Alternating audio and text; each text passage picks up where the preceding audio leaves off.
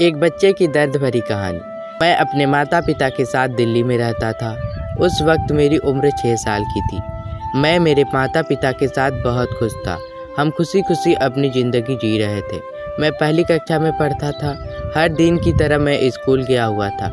मैं अपनी कक्षा में बैठकर पढ़ रहा था। हिंदी की क्लास टीचर हमें कुछ पढ़ा रही थी। उसी वक्त हमारे स्कूल के प्रिंसिपल उदासी चेहरे लिए हमारे क्लासरूम में आए। प्रिंसिपल सर हमारे क्लास टीचर के कान में धीरे धीरे कुछ कहने लगे। उसके बाद क्लास टीचर मेरे पास आई और मुझे प्यार से क्लासरूम से बाहर ले आई।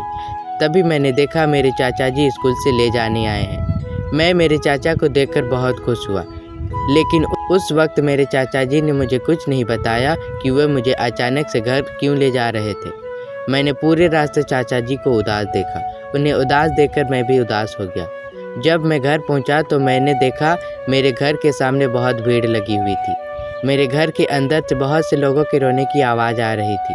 जब मैं गाड़ी से उतरा तो वहाँ खड़े सभी लोग मुझे ही देख रहे थे। जब मेरे चाचा मुझे घर के अंदर ले गए तो मैंने देखा मेरी माँ और मेरे पिताजी दोनों ज़मीन पर लेटे हुए थे।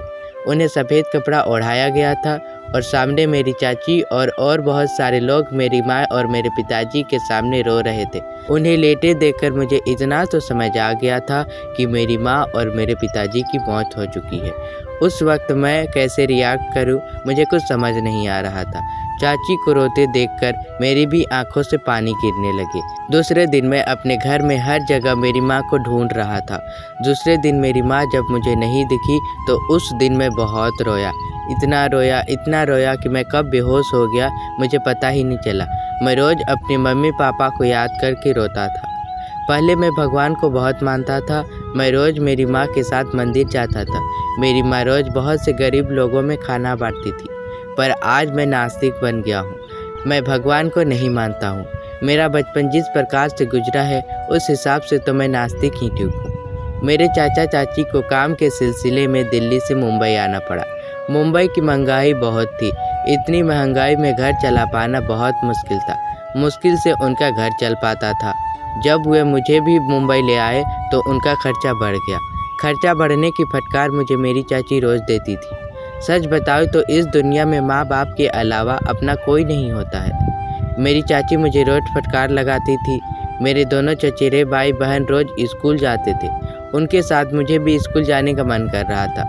मैंने जब स्कूल जाने की इच्छा प्रकट की तो मेरी चाची ने मुझे बहुत डांट लगाई और कहा, हम तुम्हें खाना दे रहे हैं, यही बहुत है।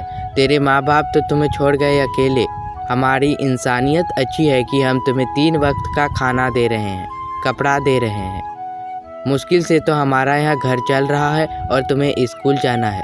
उस दिन मेरी चाची ने मुझे बहुत डांटा, बहुत फटकार लगाया। उस वक्त मुझे चाची की बातें बर्दाश्त नहीं हुई और मैं रोने लगा। उस दिन मैं बहुत रोया। उस दिन मैंने एक फैसला किया, मैं वहाँ से भाग गया। वहाँ से निकलने के बाद मैं किस रास्ते जा रहा हूँ, कहाँ जा रहा हूँ, मुझे कुछ पता नहीं चल रहा था। मैं बस चलता गया। मन में बस एक ही ख्याल था, बस यहाँ से बहुत दूर जाना है। पर उस वक्त मैं बहुत छोटा था। उस वक्त मुझे लगा कि मैं बहुत दूर चल के आया, लेकिन मैं वहाँ से 2 ही किलोमीटर चल के आया था। मुझे बहुत ज़ोरों की भूख लगने लगी। मेरे पास पैसे भी नहीं थे, कुछ नहीं था मेरे पास। मैं एक जगह बैठकर राह चलते लोगों को बस देखने लगा, लेकिन किसी ने भी मेरे भूख के बारे में नहीं पूछा। मैं वहीं बैठा रहा। पास में एक स्कूल था। उस स्कूल की जब छुट्टी हुई तब उस स्कूल से बहुत सारे बच्चे बाहर आए। उन सभी बच्चों में से एक बच्चा अपना टिफ़िन बॉक्स निकाला और उसने अपने टिफ़िन का सारा खाना फेंक दिया। और वो बच्चा अपने दोस्त को कह रहा था, देख यार, मैंने आज नाश्ता नहीं किया। ये बात तुम मेरी मॉम को मत बताना, वरना वो मुझे बहुत डांटेंगी। सब बच्चों के जाने के बाद मैं उस फेंके हुए खाने के पास गया और उस खाने को अपने गंदे हाथों में उठाकर खाने लगा। फेंका हुआ खाना खाते हुए मुझे एक मेरी ही उम्र की लड़की ने देख लिया। वो लड़की तुरंत मेरे पास आई और मुझे कहने लगी, क्या तुम्हें भूख लगी है? मैंने सिर हिलाते हुए हाँ कहा। उस लड़की के पास कुछ पैसे थे। सामने एक होटल था। उस लड़की ने मुझे कहा, चलो मैं तुम्हें कुछ खाना खिलाती हूँ। यह बोलकर उसने मेरा हाथ पकड़ा और मुझे उस होटल पर ले गई। होटल पर जाने के बाद हम दोनों कुर्सी पर बैठ गए। उस लड़की ने मुझे पूछा, क्या खाओगे? मैंने कहा, तुम जो खाओगी।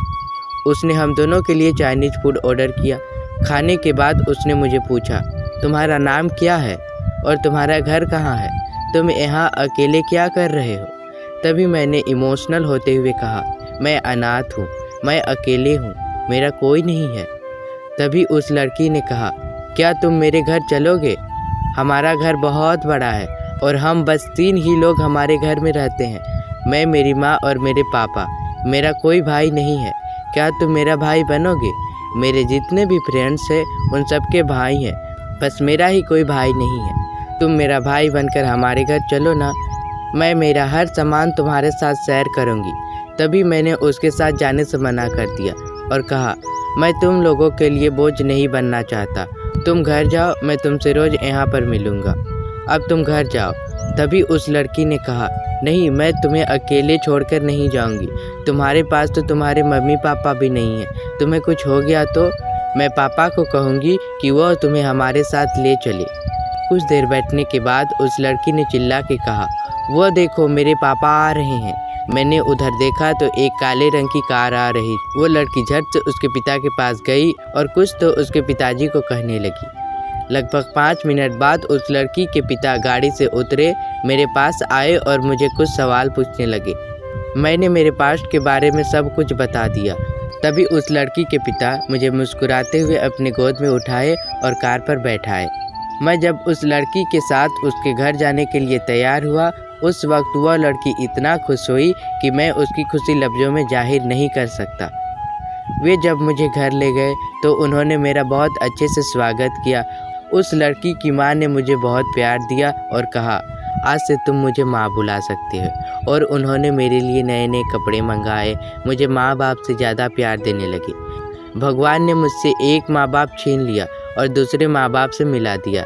मेरा नाम रोहित है और मेरी बहन का नाम सलोनी है। उस दिन से मैं और सलोनी रोज़ एक साथ स्कूल जाते थे। कैसी लगी आपको मेरी यह दर्द भरी कहानी? अगर आपको मेरी यह कहानी अच्छी लगी तो वीडियो को लाइक करें, शेयर करें और चैनल को सब्सक्राइब करें और बेल आइकन को भी दबाएं ताकि मेरी अगली कहानी सबसे पहले आप तक पहुंचे।